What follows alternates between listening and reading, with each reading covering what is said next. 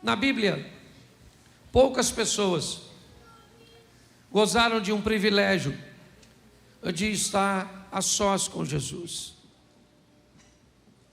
Pouquíssimas passagens bíblicas nos mostram que até mesmo os discípulos conseguiam estar com ele em momentos particulares, onde era só Jesus e o indivíduo. Jesus estava sempre envolto em muita gente, ao redor de muita gente, sempre muito ocupado. Havia muitas demandas, né? Até os 30 anos, enquanto ele vivia uma vida ordinária, comum. Mas quando ele começa a mostrar quem ele é, quando o extraordinário começa a fazer parte de sua vida, ele já não consegue mais muitos momentos de tranquilidade. Você vê que quando ele quer ficar a sós, ele precisa se retirar para um monte, ele precisa criar um ambiente pouco interessante para as pessoas, que não seja muito confortável para essas pessoas. Por que é que ele se isolava? Porque o monte era mais poderoso? Não. Por que é que ele ia orar na madrugada? Porque quando ele fazia assim, diminuía a intenção das pessoas de acompanhá-lo. Porque era madrugada, era perigoso lidar com algum animal selvagem, era muito frio a madrugada normalmente. Então, ele tomava algumas decisões muito simples para buscar ficar sozinho. Mas todas as vezes que ele vinha para os lugarejos, para as pequenas cidades, inevitavelmente ele estava envolto nas multidões. Ou seja, pouquíssimas pessoas tiveram o privilégio de estar face a face com Jesus sozinhas. E hoje eu quero mostrar para vocês duas dessas passagens, só para que possamos refletir um pouco sobre elas. Dois encontros, uma mulher e um homem. Meu propósito é trazer uma visão universal, é mostrar que para Deus, todos nós, independente de homens ou de mulheres, receberemos dele a mesma oportunidade de mudarmos de vida. Eu tenho mostrado sempre para a igreja que desde o Gênesis, quando Deus cria homem e mulher, quando os dois cometem erros e cada um, certo, se tornam responsáveis por Deus de seus erros. Deus está falando de igualdade. Quando olho para um pouquinho mais à frente no Gênesis e vejo a hora da instituição da oferta, eu vejo duas pessoas ofertando, Caim e Abel. Olhamos um pouco mais à frente, nós vamos ver as oportunidades sendo concedidas de forma igualitária. Você olha para a cruz do Calvário e o que você vê? Duas pessoas. O que você vê no centro? O Salvador. O que ele pode? Salvar as duas. O que ele faz? Salva uma.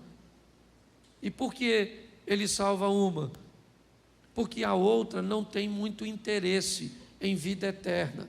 O que a outra quer é descer do madeiro e continuar sua vida. Ele não consegue entender. Não era maldade do ladrão da esquerda. Ele simplesmente não conseguiu compreender a proposta que lhe estava sendo oferecida. Mas ela estava sendo oferecida. Quando nós olhamos para isso, é importante enxergarmos que Deus nos concede oportunidade. O grande problema é que a sua história não começou em você. Ela pode ter começado, e certamente começou, no seu pai, no seu avô, no seu bisavô. Então tem muitas pessoas que tomaram decisões anterior a você. E essas decisões, talvez, elas não foram compatíveis com a pessoa que está do seu lado. Então hoje você pode ver alguém que parece ter mais vantagens do que você na vida. Mora numa casa melhor, já pode andar num carro, tem um posicionamento intelectual melhor, pode usufruir de algumas coisas que quando você olha, você diz: poxa, mas não é certo isso que eu estou vivendo. Poxa, hoje eu moro numa comunidade carente, numa palafita, e o fulano pode morar numa Alphaville. Beleza, legal, você tem total razão.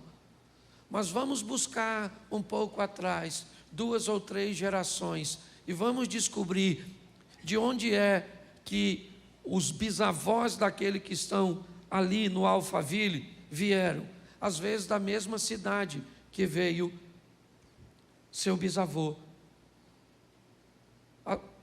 Às vezes eram até vizinhos, estudaram na mesma escola. Então é muito importante nós entendermos uma coisa, se você quer caminhar com Deus, é que Ele é justo. É muito importante entendermos que a Bíblia diz que o Deus é amor, amor, amor, amor, amor. Mas, e o que é fogo consumidor, que Ele também é? E o que é justiça, que Ele também é? Será que muitas vezes eu não estou tentando manipular uma informação para que ela me favoreça? Então eu quero te mostrar rapidinho, sabe? Porque hoje eu quero mostrar para você a samaritana, porque o meu assunto hoje é água, é isso. Samaritana e Nicodemos. 2 pessoas que conseguiram o que poucos conseguiram, estar a sós com Jesus. A samaritana consegue estar a sós com ele no poço de Jacó. Nicodemos consegue estar à noite com Jesus, pois vai abordá-lo às escuras, aproveitando uma oportunidade. Você pode ver, o único a narrar a história de Nicodemos é João, provavelmente porque Jesus contou para ele o fato que aconteceu. Sabe quem veio me procurar ontem? João, o Nico. Falei com ele assim, assim, assim, assim e assim. Mas os dois, para nós, quando nós olhamos para a água, o que é água para nós? Algo tão banal. A gente estava passando ali agora, com essa chuvada, a pressão do cano aumentou. Tem um cano quebrado ali, certo? Se uma água daquela dali, aquilo que tem ali, vazar naquela quantidade o tempo inteiro, certo? Em alguns lugares do percurso do Egito até Israel, vira uma cidade. Nós não sabemos o que é água. Quando a Bíblia fala de água, para nós é aquele que sai na nossa torneira. Você está entendendo? Tem uma historinha que, se você parar em alguns lugares na caminhada do Egito para Israel e for comprar uma Coca-Cola, ela custa $5. E 1 litro de gasolina pode custar 60 centavos. Estou só usando uma linguagem aqui, ok? E aí tem uma história de um cara que reclamou e disse: amigo, isso é um absurdo. Uma Coca-Cola custar $5 e 1 litro de gasolina 60 centavos. Aí o balconista veio, colocou o litro de gasolina e falou assim: então bebe. Aí você vai descobrir porque o preço daquilo que se pode beber é tão caro. Todas as vezes que a vida vai se estabelecer, a primeira coisa que se descobre é se naquele lugar tem água. Se você não sabe, Jesus ficou 40 dias sem comer, mas teria morrido depois de 3 dias sem água. Quando a Bíblia fala de água, ela está falando de vida, de oportunidade, de crescimento, de expansão. Onde a água está, por isso o Jordão, você vai olhar na Bíblia, sempre você percorre lá, e você vai descobrir o que é que a água pode fazer. Então essas 2 passagens rapidinho, certo? Que eu quero refletir com você. Coloca para mim, Evangelho de João, capítulo 1, ou melhor, capítulo 4 primeiro. Vamos dar uma olhadinha no assunto sede, girando em torno de água, e a primeira é a mulher samaritana. Isso. Quando o Senhor veio a saber que os fariseus tinham ouvido que Jesus fazia, que batizava mais discípulos que João, Ora, ainda que Jesus mesmo não batizava, mas sim os seus discípulos. Ele saiu da Judéia e foi outra vez para a Galiléia. Era necessário passar por Samaria. Foi ter em Samaria, numa cidade chamada Sicá, junto ao herdade que Jacó havia dado para o seu filho José. Estava ali a fonte de Jacó. Jesus, cansado do caminho, assentou-se junto à fonte. Certo? E veio uma mulher de Samaria tirar água e disse: Jesus, dá-me de beber. E ela disse: como tu, sendo judeu, me pede de beber a mim, que sou mulher samaritana? Há parentes, porque o judeu não se comunica com o samaritano, fecha o parente, bota uma pontuaçãozinha. Jesus disse: mulher, se tu conheceras o dom de Deus e soubesse quem é o que te diz, dá-me de beber, você é que me pediria e eu te daria da água viva. Ela disse: o poço é fundo, o senhor não tem com o que tirar. És tu maior que o nosso pai Jacó, que bebeu ele mesmo deste poço, como também toda a sua família e todo o seu gado. Jesus disse: mulher, aquele que beber desta água tornará a ter sede, porém aquele que beber da água que eu lhe der nunca mais terá sede. Note que o assunto é água, preste atenção, depois você confere. Água, ok? O assunto aqui é água. Uma mulher está indo buscar água. O que tem lá? 2 poços. É isso aí, cara. Criança é assim mesmo. Louvado seja Deus. Se está chorando é porque está com saúde. Isso. O que tem lá? Repita comigo: 2 poços. Isso. Mas pastor, a Bíblia diz que tem um poço só. O poço de Jacó. A herdade que ele deixou para José. Bom, isso é o que tem o H2O. Tá certo? Bom, o que aquela mulher tem ou sabe que vai ter? Sede.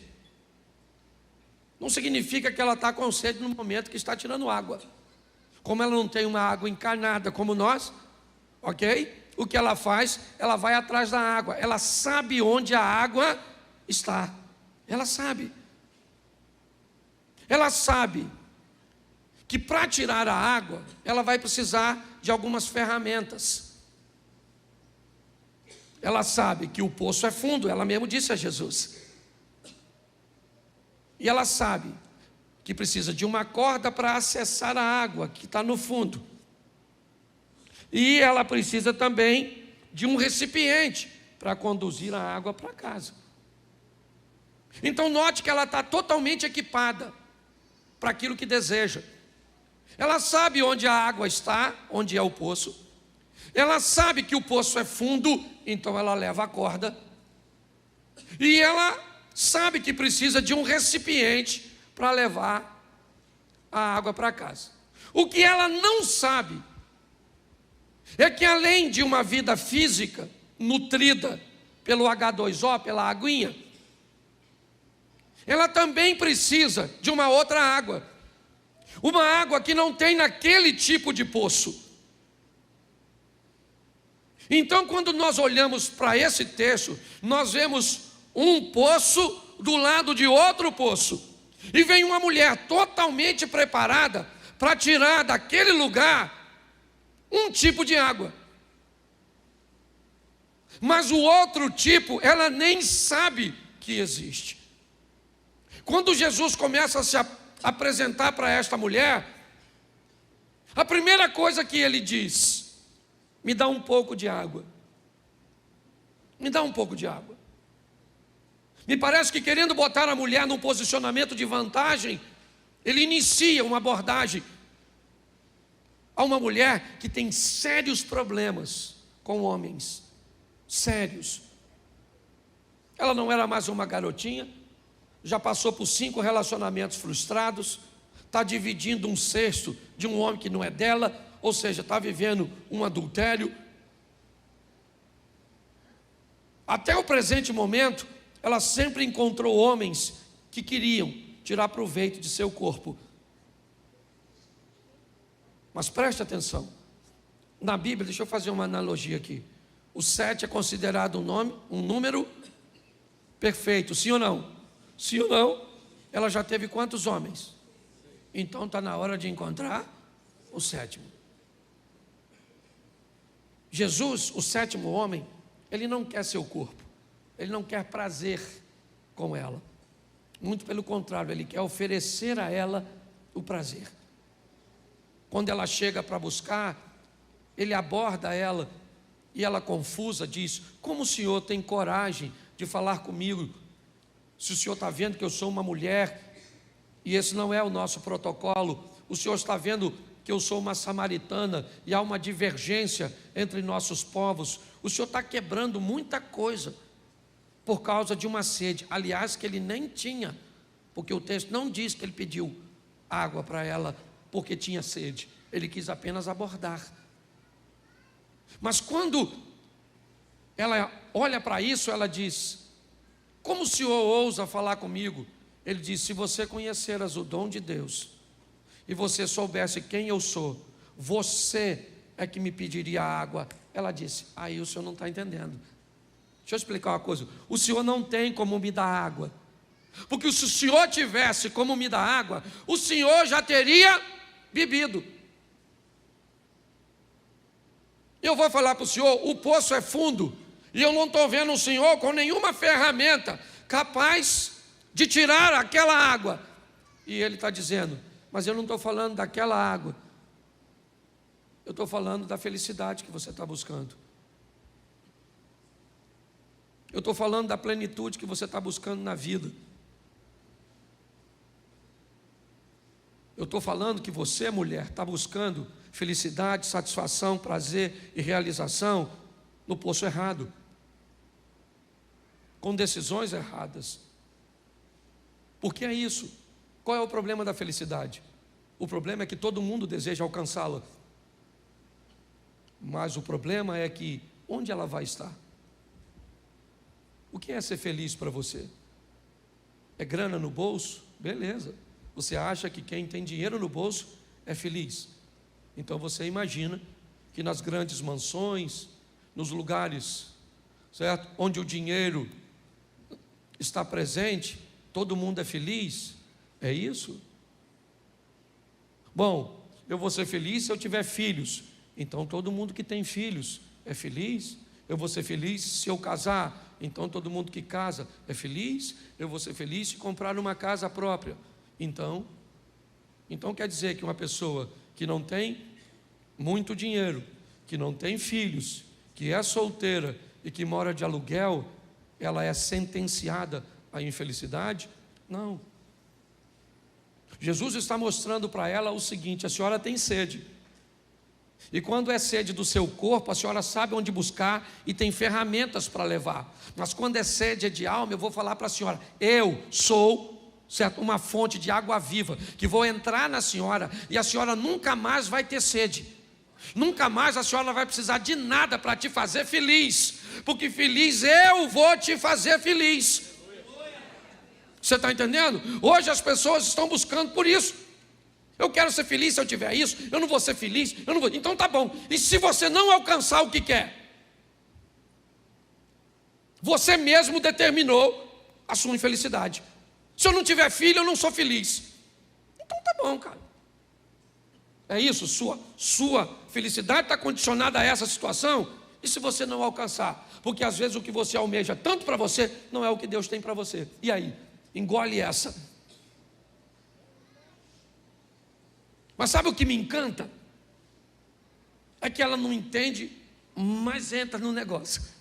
Ela falou: o poço é fundo, o senhor não tem com que tirar. O senhor é maior que o nosso pai Jacó, que bebeu ele mesmo deste poço, toda a sua família e todo o seu gado. Jesus falou assim: ô mulher, vou falar uma coisa para tu. Escute só. Quem beber dessa água, volta aqui para buscar amanhã. Agora, quem beber de mim não precisa de ir mais a lugar nenhum, porque eu sou suficiente para fazer qualquer pessoa ficar saciada. Ela pensou que ele estava falando da água. Ela falou assim: aí Jesus, então me dá dessa água aí, para eu não vir mais buscar essa. Ele deve ter falado: difícil.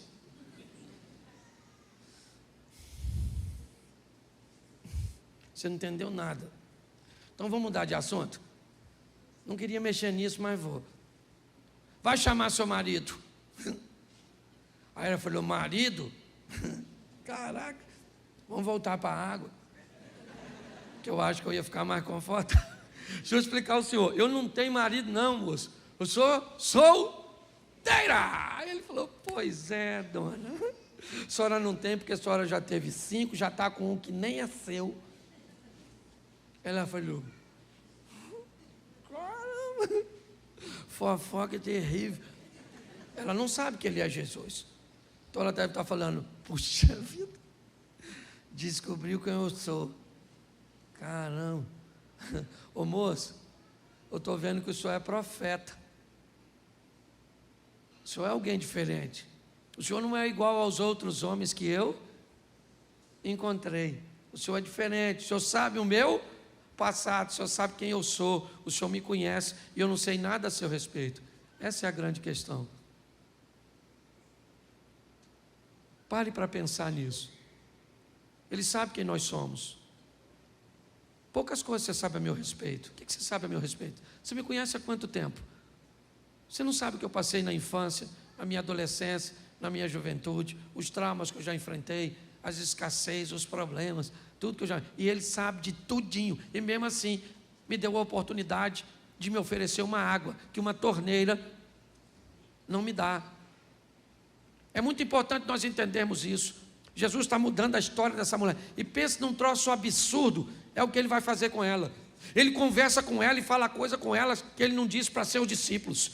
Ele dá instruções. Quem é essa mulher para receber isso? Sabe onde os discípulos dele estão? Enquanto ele está conversando com a mulher? Na cidade de Samaria. Sabe o que tem lá? Muita gente que Jesus quer salvar. Jesus diz para seus missionários, 12 missionários, vão até Samaria comprar comida. E eles vão para comprar comida. A mulher veio para pegar água. Olha só. Quando Jesus termina de conversar com ela, ela deixa o cântaro. Depois você dá deixa eu ver se eu consigo te mostrar aqui. Põe o 4:28, por favor, para adiantar. Eu estou adiantando porque no segundo eu consigo pregar o texto inteiro. Agora eu tenho que abreviar. Isso. Deixou, pois a mulher o seu, era com cântaro que ela ia fazer o quê? Ela foi apanhar água. Levou a água. Levou ou não? Levou. Só não levou o H2O. Entendeu? É isso que eu quero que você entenda. Ela levou, só não levou a água do poço. Ok? Foi para a cidade, correu e disse àqueles homens. Olha o que ela disse para os homens. Gente, encontrei o Messias. Samaritano esperava Messias também, sim ou não? Sim. Agora, um Messias que conversa com a dona, com essa reputação, aí também não, né, gente? O Messias tem que bater um papo com você. Uma pessoa santa, imaculada. Ir lá na sua casa, te abordar, falar comigo que sou o pastor Cláudio. Vai lá para pegar uma dona dessa reputação. Ela falou assim, encontrei o Messias. Falou comigo. Os caras devem ter falado, vê se o Messias vai aparecer para a senhora. Essa carga tributária da senhora para pagar. A senhora não tem vergonha não? O Messias já nunca vai dar confiança para a senhora. Esse é que é o problema, gente. O diabo usa isso contra nós. Porque muitas vezes ele pega a nossa reputação, que nós não somos froxigeira, sim ou não? E isso... E aí diz, você não merece, você não Jesus, entrar em você, entra nada, eu não estou querendo entrar. O Satanás fala, imagine Jesus, de tão sujo, só que ele sabe quem nós somos. E a mulher está falando, encontrei o Messias. O cara falou assim, e ele falou o quê? Falou tudo que eu fiz. Aí eu acho que ele falou, então quero ir lá dar uma olhada. Pelo menos alguém teve coragem de falar com a senhora. A senhora deixar essa vida sem vergonha da senhora. Não pode vir um homem. Esse furor uterino que a senhora tem.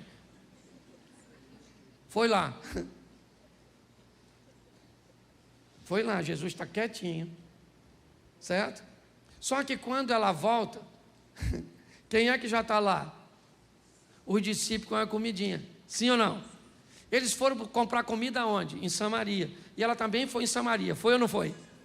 Eles trouxeram quantas pessoas para receber Jesus como Senhor e Salvador? Os discípulos? Ninguém. E a mulher? Vem assim, ó, evangelista. Jesus pega um cara cheio de demônio e transforma em evangelista. Não tem problema, não sei quem você foi. Ele não está olhando para quem você foi. Ele está olhando para quem você pode se tornar nele. As pessoas olham para o nosso pai. Jesus olha para o nosso futuro, gente. Vem a dona. Eu imagino Jesus olhando para os discípulos.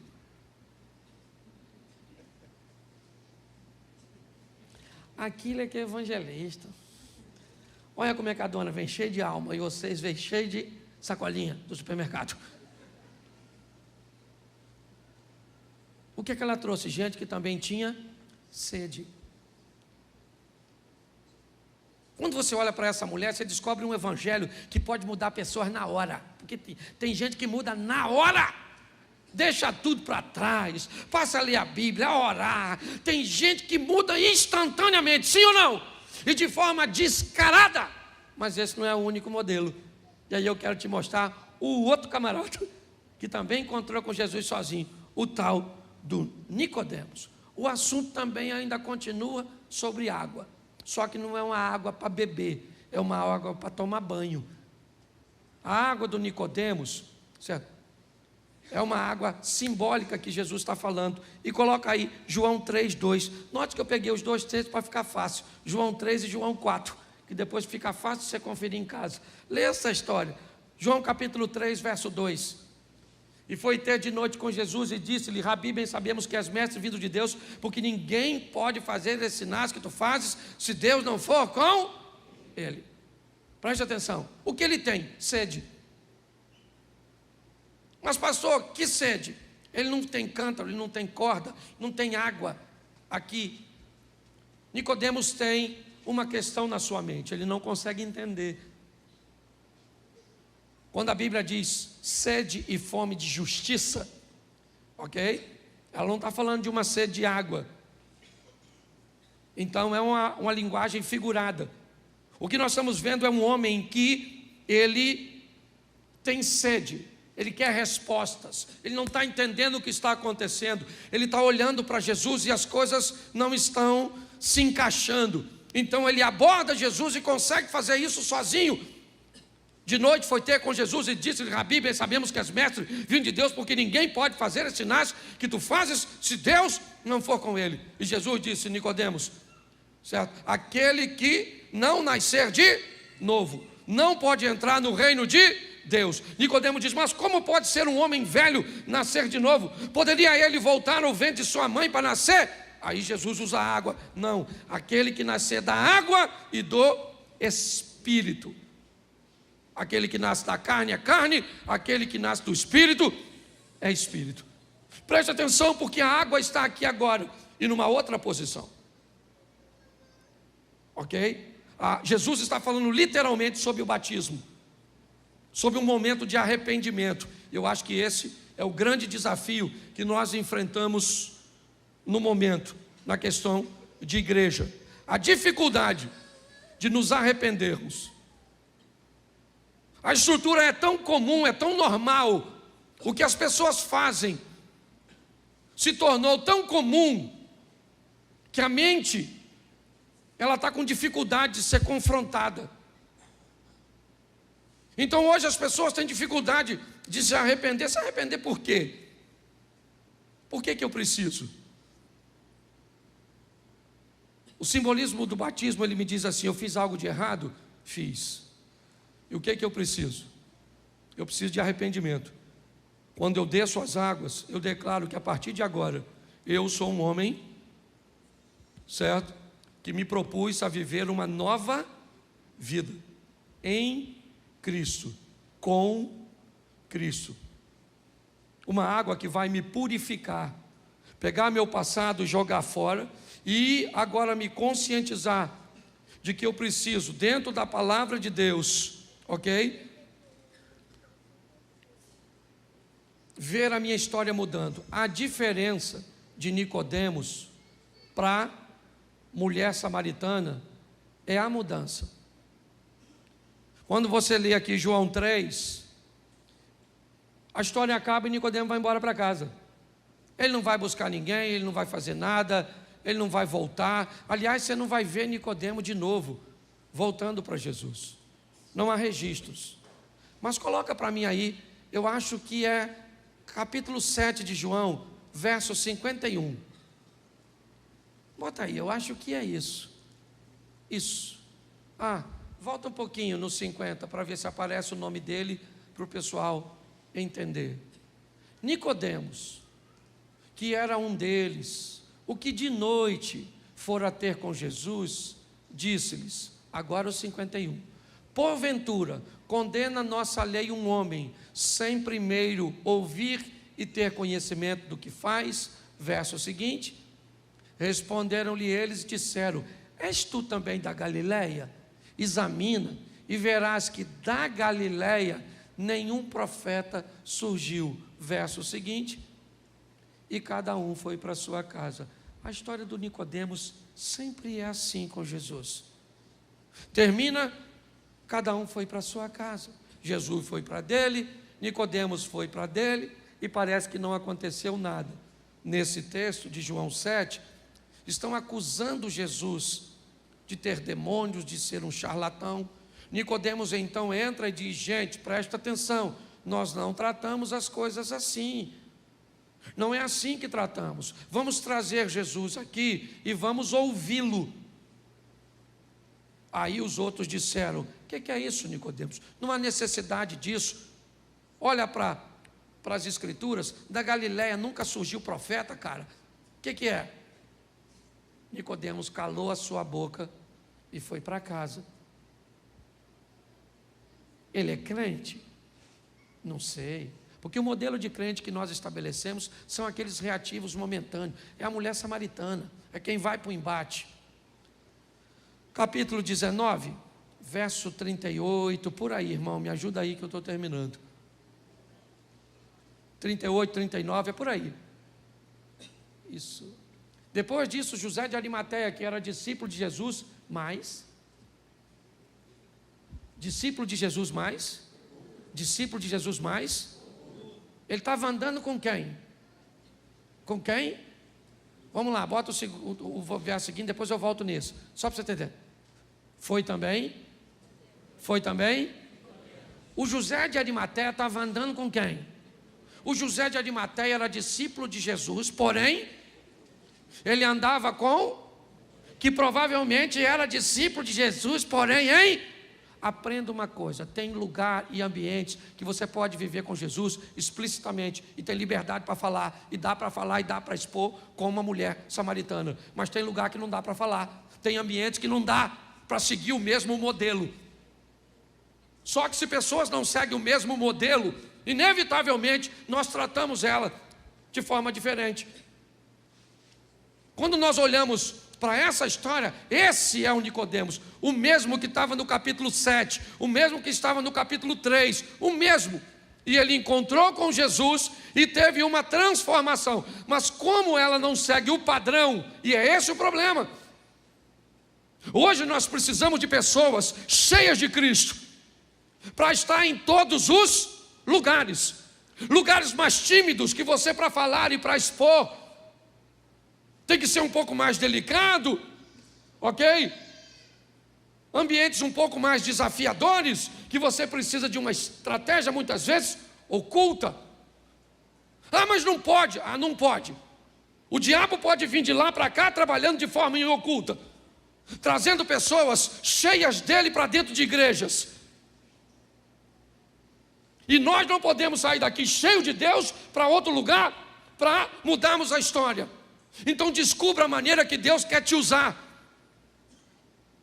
Se o ambiente dá para ser explícito, seja explícito. Seja como uma mulher, largue tudo, vá até lá e diga, eu achei alguém que mudou a história da minha vida. Mas o Nicodemos não disse, gente, eu conversei com ele de noite, sozinho, só eu e ele. O Nicodemos falou isso? Porque se ele falasse, ele seria expulso do local. Hoje, todas as áreas, sabe por que as artes estão o que estão? Porque os cristãos não foram para elas, porque preocupados com a persuasão que ela poderia fazer na sociedade, disseram que as artes eram do demônio. A política é do demônio, o sexo é do demônio, o dinheiro é do demônio, é tudo do demônio. E sobrou o que para a gente? É igual quando eu fui fazer a igreja e pintei de preto. Aliás, que nem é preto, é cinza. Certo? Mas aí, nossa, que é isso? Bom, se a gente pintar de amarelo, diz que é do Zé Pilintra. Vermelho é da Pomba Gira. O branco é do espiritismo. Então eu não tinha cor para pintar. Porque qualquer cor alguém tinha dono. E pastor, por que você pintou de preto? Porque esconde as imperfeições, é mais barato aqui, é alugado. Não precisava dar um grande... É só isso. Não, eu só vim aqui, um menino, que ele parecia um inferno. Não, inferno é a sua mente. Aí para onde você olha, você vê a escuridão. Nós temos que quebrar, é isso aqui, gente, transformável pela renovação da vossa, para que você descubra qual é a boa, perfeita e agradável vontade de... Então eu não sei como é que Deus mudou a sua vida. Pare de falar, você mudou rápido, espere o outro mudar. Às vezes a senhora entra, se converte, seu marido muda da noite para o dia, e a senhora vem arrastando, mudando.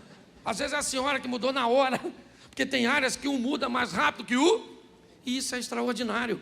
Então vamos sair daqui para viver o Cristo. Pastor, o senhor não vai falar, falta 5 minutos, de política hoje? Não vou. Nós só vamos orar. Se ganharmos no primeiro turno, eu não quero mais política na minha boca e nem na minha rede social, porque eu não estou aqui como pastor para ficar falando de política. Mas pastor, o senhor já falou. É claro que eu falei, eu tinha que entrar no ambiente. Tá certo? Hoje fiz minha última postagem, tirei uma foto com essa dona, postamos, cumprimos lá nossa obrigação de cidadania, porque eu sou pastor, posso falar de nada, tudo que eu falo eu sou pastor. Falo de sexo, não posso falar que eu sou pastor. Pensa se eu fosse falar com ela, amor, vamos fazer sexo, e ela falasse, ô Cláudio, você é pastor.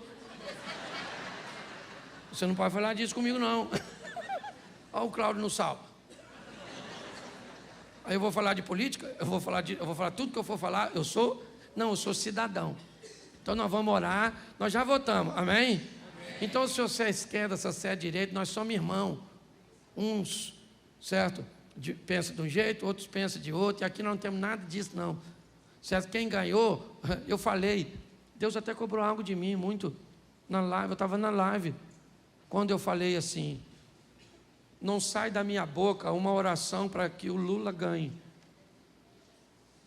E aí o Espírito Santo falou comigo assim, mas também nunca saiu uma oração para ele ficar curado e se converter. Falei, sangue de Jesus tem poder. Terminou, eu falei, Senhor, cura aquele homem. Porque fala sério, às vezes infecta a nossa mente de um tal ponto que a gente até não se comporta mais como cristão. Então nós vamos orar. Eu não tenho medo das urnas, porque pensa num negócio maneiro, é urna. Se você deixar ela quietinha, ela só computa, só faz a contagem. Eu tenho medo de gente. Aliás, eu tenho medo de pessoas sem gente dentro, porque tem um montão de pessoas que não tem gente, são pessoas, não sei como é que eu usaria a palavra, mas sem gente. Então nós vamos orar por nossa nação e principalmente orar para que Deus nos use, certo? Ou como usou Nicodemos, ou como usou a mulher samaritana. Tem sede, vinde às águas. Fique de pé. Acabou o culto, por favor, você vai embora. Porque eu vou pregar de novo, pensa. Feche seus olhos, pode fechar que ninguém vai pegar nada seu. Mas tem algo de valor seguro. Ah, pastor, aqui o senhor não faz apelo, eu queria caminhar com Jesus. Atrás daquela câmera ali, ó, tem uma sala com as cadeiras. Se você quiser caminhar conosco, dá um pulinho lá. Ah, mas não tem que confessar publicamente. Fica tranquilo que quando você tiver certeza de que é isso que você quer, você vai vir aqui e vai fazer essa profissão de fé, ok? E não adianta fazer agora sem ter certeza e nem saber o que quer muitas vezes, e a gente te instrui depois. Feche seus olhos e dá uma ajuda aqui, alguém no teclado, por favor. Feche seus olhos. Pai, em nome de Jesus, eu quero te agradecer por tua palavra, que nos mostra aqui muito mais do que o H2O, a água, que simboliza a vida. Onde tem, a vida está envolta, as águas, ao redor delas. Mas nós não precisamos apenas seres humanos, os outros seres, basta o H2O e é suficiente. Mas a nossa alma precisa de uma outra água, que todas as outras criaturas não têm necessidade. mas nós temos. E essa água, que é exclusiva do homem, nós só a alcançamos em Cristo. Por isso, Pai, queremos ser felizes, mas que venhamos entender que não há felicidade sem uma alma preenchida pela Tua presença. Abençoa este povo que se chama pelo Teu nome, e que o reconhecimento dessa necessidade faça com que Te busquemos, venhamos Te receber, ó Pai, como Senhor e Salvador de nossa vida. A transformação pode acontecer rápida, explícita ou vagarosa, como a de Nicodemos, mas o importante é que ela aconteça e que andemos de fé em fé, de glória em glória, onde o amanhã será melhor, mais promissor do que o hoje. Toma nossa nação nas Tuas mãos. Já fomos às urnas, votamos e sabemos que o Senhor não decide quem é o presidente. O Senhor apenas já sabe, mas o Senhor não vota. Quem decidiu o presidente foi o povo, e não foram os evangélicos, porque eles são minoria. Quem vai eleger o presidente são os cristãos. E como cristãos, nós somos maioria no nosso Brasil. Guarde as nossas urnas, guarde as apurações, nos livra, ó Deus, da intervenção humana, e que seja ou novo presidente ou que continue aquele que o povo escolheu, mesmo se o povo escolheu errado, ó Pai, que seja o que o povo escolheu, não o que um grupo pequeno de pessoas que tem o poder, porque no céu tem alguém mais poderoso do que eles. E é isso que nós pedimos para a nossa nação, a olhar os nossos vizinhos com um sistema próximo do que eles querem instaurar no Brasil. Nós já vimos que não está dando certo, Pai. Que a Tua misericórdia se estenda sobre a nossa nação. Abençoe a todos. Leva-nos aos nossos lares, guardados por Tuas mãos poderosas. Livra-nos de todo o mal. Que tenhamos uma semana de boas notícias, uma semana de bons negócios. Que o grande amor de Deus, nosso Pai, a graça de nosso Senhor e Salvador Jesus Cristo e as doces consolações do Santo Espírito de Deus seja para com todo o povo do Senhor, e todos digam: Deus abençoe, vá em paz.